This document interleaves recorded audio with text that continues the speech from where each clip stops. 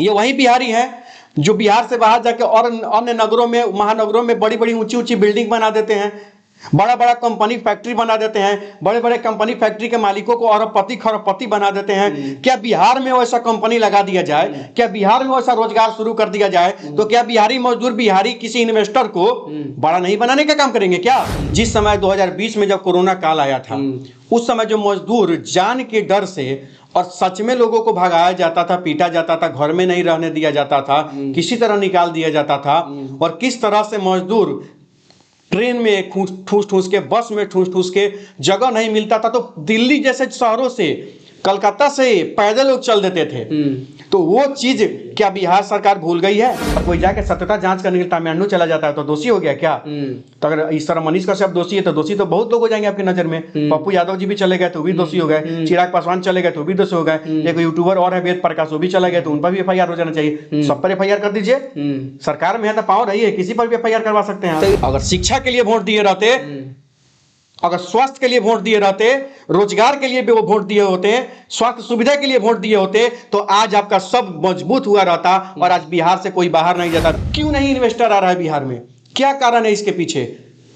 Who is the responsible for that?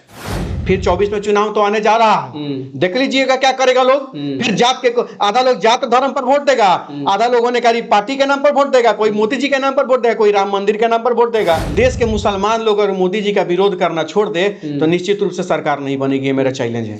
Manish Kashyap को मानते हैं, न तिवारी जी को मानते हैं, न अमन को मानते हैं जिसपे FIR हुआ है। ये सीधे सीधे दोषी हिंदुस्तान अखबार के एडिटर इन चीफ जिन्होंने बिना सत्यता के जांच की उस खबर को और वायरल वीडियो का एक फोटो भी डाल दिए, अमर उजाला ने छाप दिया, मुख्यमंत्री जी ने ट्वीट कर दिया। तो अब मुख्यमंत्री जी के ट्वीट को, हिंदुस्तान को और अमर उजाला को अगर देश का नौजवान नहीं मानेगा, नहीं माने तो किसको माने? होली का अवसर आया था, लाखों बिहार के जो लोग हैं बाहर पलायन करके जाते हैं, काम करने जाते हैं, आते हैं।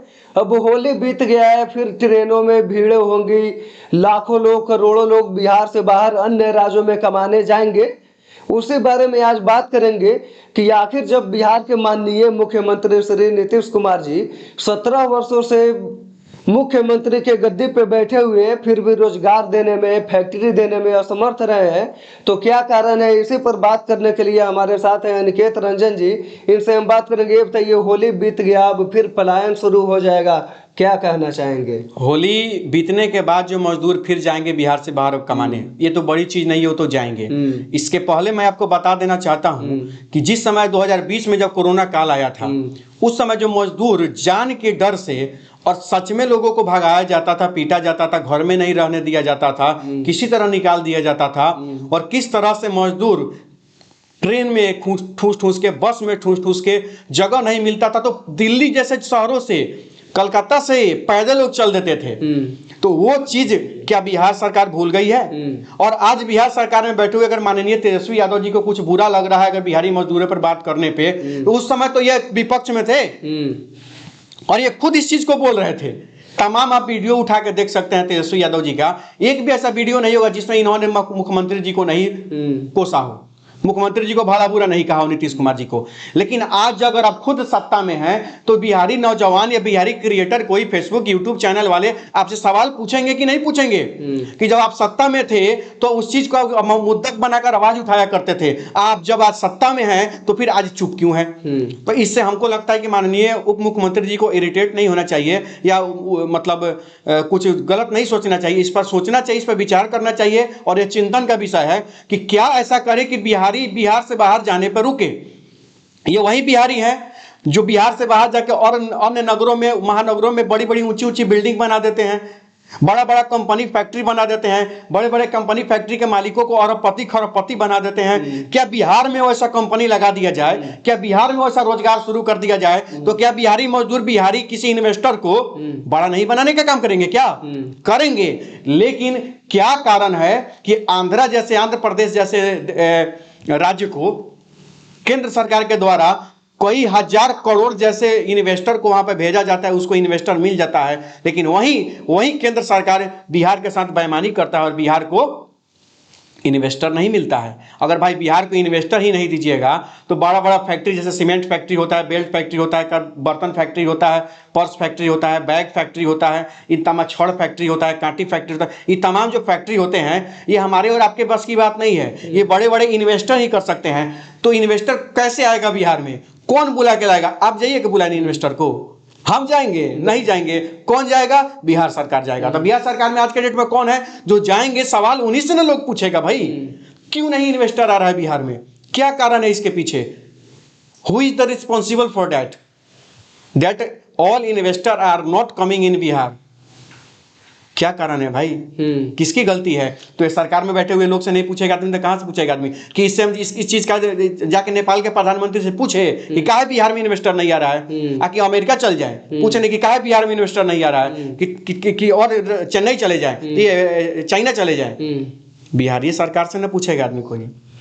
एक सवाल और रहेगा, हो सकता है कि थोड़ा कठिन लग जाए। जैसे पीछे स्क्रीन पे आप देख रहे हैं लोग झोला वगैरह लेके पैदल चलते आ रहे हैं, तो बिहार में अक्सर चुनाव होता है तो लोग जातिगत तौर पे वोट देता है, पार्टी को देख के वोट देता है कि यहाँ फलानुआ मेरा भतीजा है, चाचा है, ना फलानुआ पार्टी शुरू से जुड़े हुए हैं, ये लोग वोट देता है। तो आप नहीं मानते हैं कि पहले जात पात के नाम पे वोट दिए, पार्टी का मुंह देख के नाम दिए, अपने आदमी का मुंह देख के नाम दिए, बाद में सरकार को कोसेंगे कि हमको रोजगार नहीं दे रहा है, तो सरकार रोजगार कहाँ?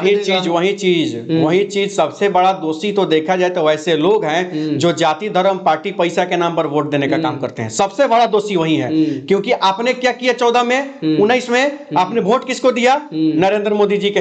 काहे वोट दे रहे हैं इनको भाई? राधा मोहन सिंह जी को क्यों वोट दे रहे हैं? लोग कहते हैं कि राधा मोहन सिंह काम नहीं कर रहे हैं। काम करिए नहीं रहे हैं और जीत कैसे जा रहे हैं भाई?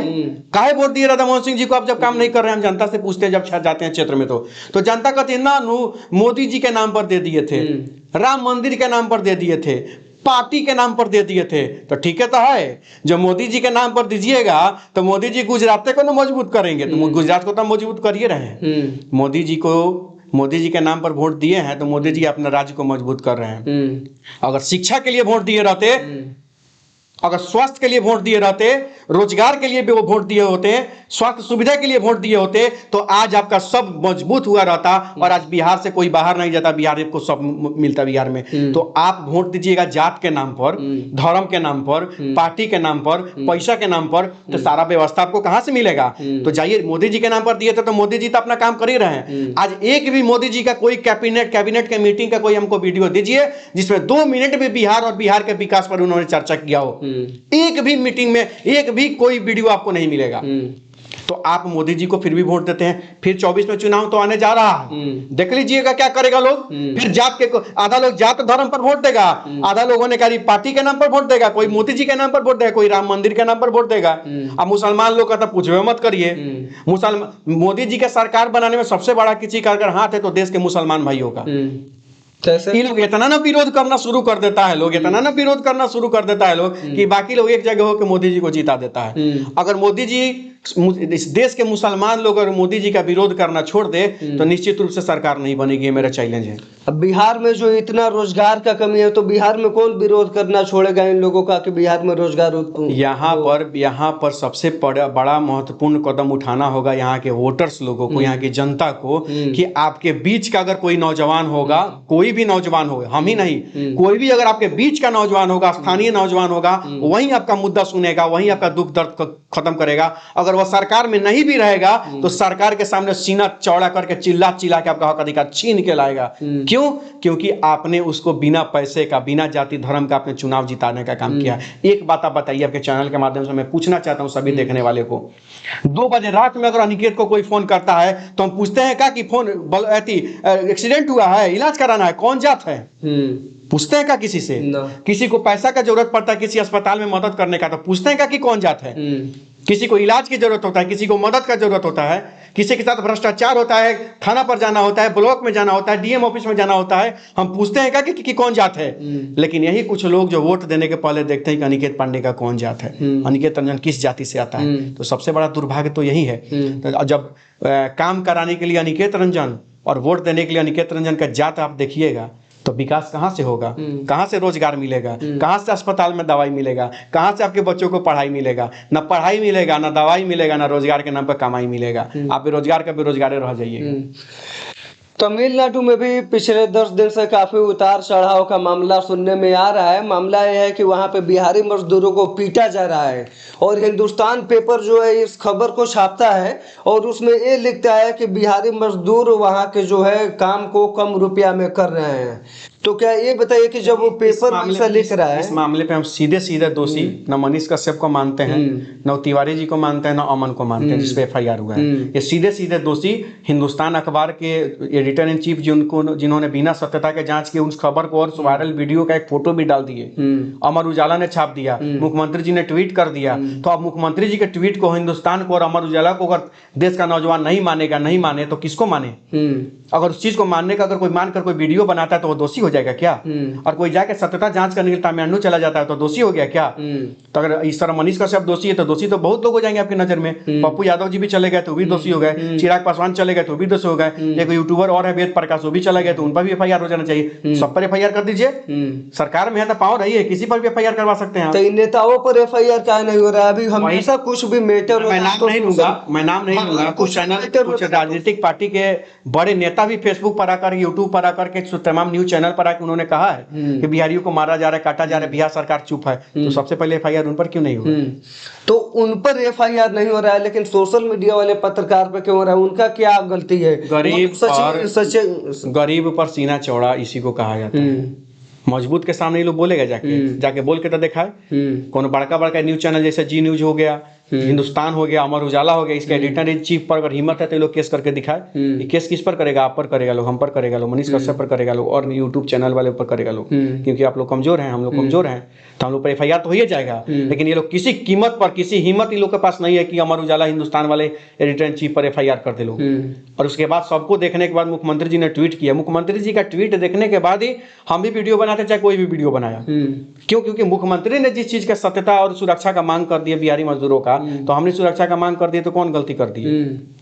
और हिंदुस्तान को कम से कम वीडियो नहीं छापना चाहिए था, ये सारे चीज। और यहाँ तक कि उन्होंने कारण भी छाप दिया कि बिहारी मजदूरों से रोजगार छीनने का था डर, कारण भी छाप दिया कि क्यों मारा जा रहा है। तो इन सारे विस्तार पूर्वक कोई अखबार न्यूज चलाएगा तो कोई नहीं मानेगा, मानेगा ही। तो हमको लगता है कि कार्रवाई इन पर होनी चाहिए थे, मनीष कश्यप या और किसी न्यूज चैनल वाले पर नहीं।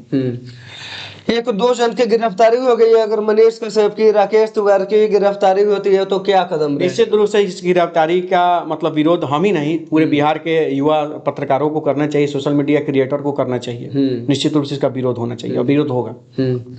चलिए, जैसे कि हमने बात किया, अभी सुन लीजिए कि बिहार में अगर जात पात पे वोट दिया जाएगा, किसी को अपना जान के वोट दिया जाएगा, पार्टी के तौर पे देखा जाएगा कि यहाँ ये पार्टी अच्छा है, वोट दिया जाएगा, तो बिहार में हमेशा बेरोजगारी होते रहेगा। और जब जब देश में कोई महामारी आएगी तो इन्हीं के, इसी जैसे लोग पैदल भागेंगे, साइकिल से भागेंगे, ट्रेन में ठुसा के भागेंगे, कैसे भी भाग के आएंगे। और जब तक इससे लोग नहीं उठेगा, अपना फायदा देखेगा नहीं, रोजगार के बारे में सोचेगा नहीं, शिक्षा के बारे में सोचेगा नहीं, तो ऐसे ही हालात होते रहेंगे बिहार के। बाकी आपका क्या राय है? कमेंट बॉक्स में जरूर अपना राय दें। आप सत्याग्रह टाइम्स देख रहे हैं, मैं हूं सानू पांडे, बहुत बहुत धन्यवाद।